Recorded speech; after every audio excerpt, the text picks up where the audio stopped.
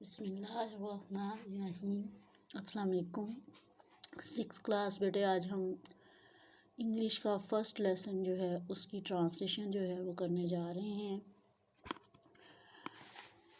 Lesson number 1 ہے fair dealing of حضرت محمد صلی اللہ علیہ وسلم۔ حضرت محمد صلی اللہ علیہ وسلم was always fair and honest in his dealing with other people even before his پروفیٹہڈ۔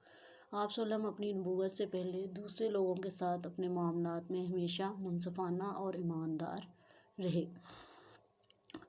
He was known as the truthful and the trustworthy۔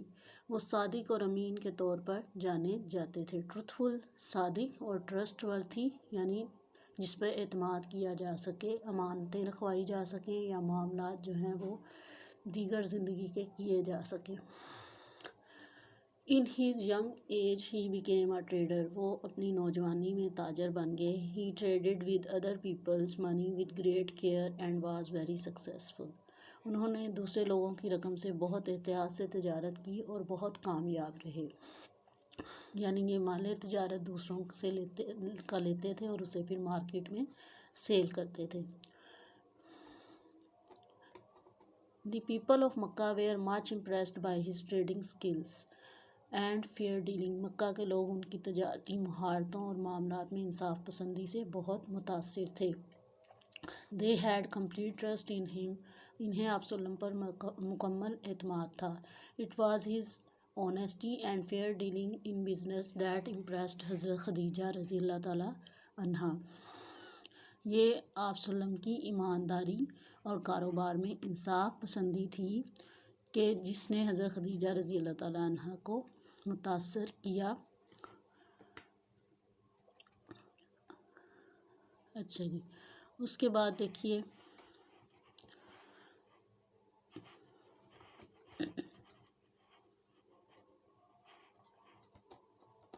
انہا، صحابیات کے لیے انہا کا لفظ آتا ہے، ٹھیک ہے جی۔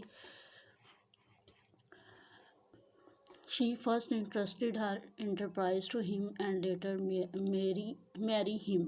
پہلے انہوں نے اپنا مال تجارت آپ صلی اللہ علیہ وسلم کو تجارت کے لیے دیا۔ انٹرپرائز کا مطلب یہاں مال تجارت ہے، ٹھیک ہے جی۔ بعد میں آپ صلی اللہ علیہ وسلم سے شادی کر لی۔ All the people who had done business dealing with him before his prophethood had always praised his honesty and fair dealing۔ آپ صلی اللہ علیہ وسلم کی نبوت سے پہلے جتنے لوگوں نے آپ صلی اللہ علیہ وسلم سے کاروباری معاملات کیے وہ ہمیشہ آپ صلی اللہ علیہ وسلم کی ایمانداری اور انصاف پسندی کی تعریف کرتے تھے۔ The Rasul صلی اللہ علیہ وسلم gave great importance to fair dealing in business throughout his life and set himself as role model for the whole world۔ آپ صلی اللہ علیہ وسلم نے کاروبار میں ہمیشہ انصاف پسندی والے معاملات کو بہت اہمیت دی اور خود کو پوری دنیا کے لیے ایک مثالی نمونہ بنایا۔ Many incidents can be quoted from the life of Rasul حضرت محمد صلی اللہ علیہ وسلم to show how just and fair he was in his dealing with the other people. آپ صلی اللہ علیہ وسلم کی زندگی سے بہت سے واقعات بیان کیے جا سکتے ہیں، کوٹڈ بیان کیے جا سکتے ہیں، یہ بتانے کے لیے یا یہ ظاہر کرنے کے لیے کہ آپ صلی اللہ علیہ وسلم دوسرے لوگوں کے ساتھ معاملات میں کتنے منصفانہ اور انصاف پسند تھے۔ Once the Rasul صلی اللہ علیہ وسلم borrowed a camel from someone and returned a better one۔ borrow یہاں کیا ہے؟ ادھار لینا۔ ایک دفعہ آپ صلی اللہ علیہ وسلم نے کسی سے اونٹ ادھار لیا اور اسے اس اونٹ سے بہتر واپس کیا، یعنی جو اونٹ آپ نے لیا تھا ادھار اس سے بہتر والا اونٹ جو ہے اسے واپس کیا۔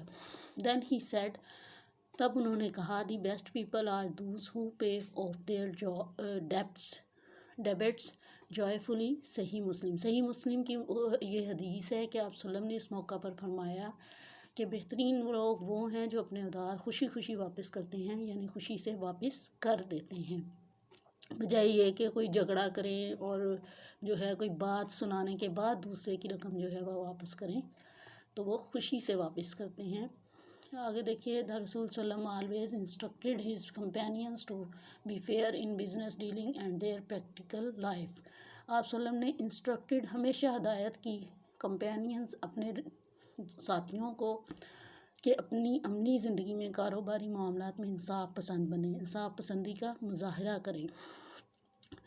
حضرت ابو سعید reported that the Rasul Sallam as saying the truthful and trustworthy merchant is associated with Anbiya, the uprights and the martyrs۔ Okay جی، یہاں پہ ہے حضرت ابو سعید رضی اللہ تعالیٰ عنہ سے روایت ہے کہ آپ صلی اللہ علیہ وسلم نے فرمایا، سچا اور ایماندار تاجر قیامت کے دن انبیاء، صالحین اور شہداء کے ساتھ ہوگا، یا ان کی جماعت میں شامل ہوگا یا ان کے گروہ میں شامل ہوگا، اور یہ سب سے پہلا گروہ ہے جو جنت میں داخل ہوگا۔ تو یہ یہاں پہ بہت جو ہے فضیلت بیان کی گئی ہے کہ اگر ایک سچا اور ایماندار تاجر ہو تو اس کا کتنا بلند درجہ ہوگا۔ The Rasul Sallam also advised his companions to avoid doubtful things in business dealing۔ آپ صلی اللہ علیہ وسلم نے اپنے ساتھیوں کو یہ بھی نصیحت فرماتے تھے کہ کاروباری معاملات میں شک و شبہات والی چیزوں سے بچو، یعنی دھوکہ دہی، ہیرا پھیری، ملاوٹ، اس طرح کی چیزوں سے دور رہنا چاہیے۔ حضرت نعمان بن Bashir reported the Rasul Sallam as saying, what is lawful is clear and what is unlawful is also clear, but between them are certain doubtful things which many people do not recognize۔ حضرت نعمان بن بشیر رضی اللہ تعالیٰ عنہ روایت کرتے ہیں کہ آپ صلی اللہ علیہ وسلم نے فرمایا، جو حق یعنی حلال ہے، جائز ہے، قانونی ہے، وہ واضح ہے، اور جو ناحق ہے یعنی حرام ہے، ناجائز ہے، غیر قانونی ہے، وہ بھی واضح ہے، لیکن ان کے درمیان بہت سی شک و شبہ والی چیزیں، ہیرا پھیری والی چیزیں جو ہیں وہ موجود ہیں جن کو لوگ پہچانتے نہیں ہیں۔ یعنی ہم یہ سوچ کے مال کمانا کہ اس کے بارے میں جو ہے وہ دین میں تھوڑا جو ہے نرمی برتی گئی ہے، تو اس کا جو ہے وہ فائدہ اٹھایا جائے، ایسا کچھ بھی نہیں ہے۔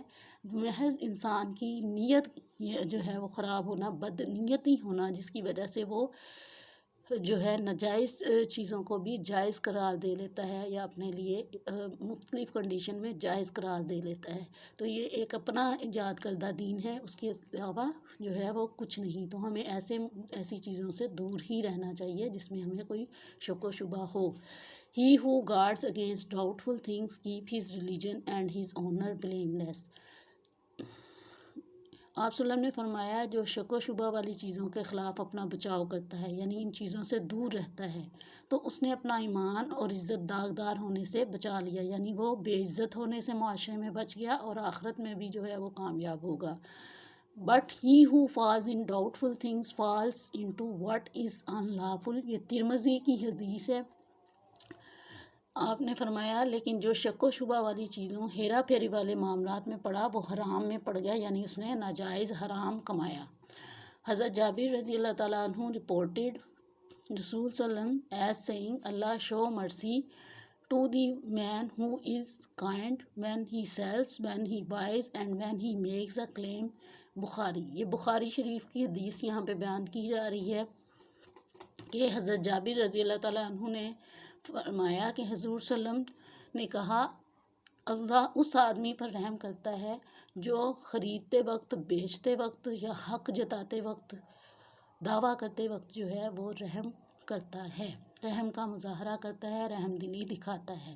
The companions of Rasul Sallam acted upon his teaching and following his golden example in business dealing laid the foundation of a pious welfare society۔ آپ صلی اللہ علیہ وسلم کے ساتھیوں نے آپ صلی اللہ علیہ وسلم کی تعلیمات پر عمل کیا اور کاروباری معاملات میں آپ صلی اللہ علیہ وسلم کی زندگی کی سنہری مثالوں پر عمل کیا، جس سے ایک متقی فلاحی معاشرہ کی بنیاد رکھی گئی یا قائم ہوئی۔ تھینک یو جی، اللہ حافظ۔